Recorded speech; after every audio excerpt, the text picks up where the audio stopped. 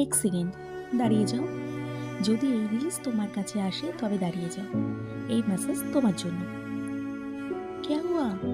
उदास क्यों? तुम्हारी कदर नहीं करता? যত যাই করো না কেন সে তোমার টাইম দেয় না। तुम्हें इंसल्ट करता है, हर्ट करता है, तुम्हारा दिल दुखाता है बार बार, तो फिर तुम उसके साथ क्या करते हो? मजबूर हो। কেননা তুমি ভাবো যে তুমি তাকে ছাড়া বাঁচতেই পারবে না। তোমার মনে হয় সে তোমার জীবন থেকে চলে গেলে তোমার আর কিছুই করার থাকবে না। पूरी जिंदगी उसके यादों में बता दो। यही सोचते हो ना? তো ওয়ান সেকেন্ড মনে করো আমাদের আজকালকার সম্পর্ক একটা রাবারের মতো। একটা রাবারের এক প্রান্তে তুমি ধরবে, আরেক প্রান্তে তোমার ভালোবাসার মানুষ। দেখবে দুপাশ থেকে দুজনে যখনই টানবে, যত দূর টানবে মনে করবে রিস্তা ততটাই লম্বা হবে আর মজবুত হবে।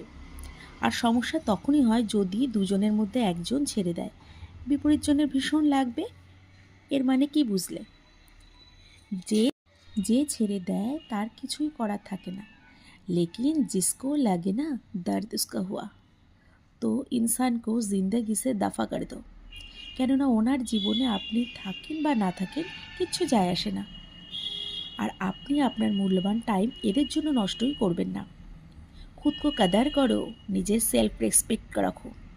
আর এমন ইনসান সে আপনার কোনো দরকার নেই। যে আপনার মূল্য বোঝে না, সময় দেয় না, সে আপনাকে ফালতু ভাবে। এদের না কিছু টাইম পর সবই রিয়েলাইজ হয় उसने क्या खोया है।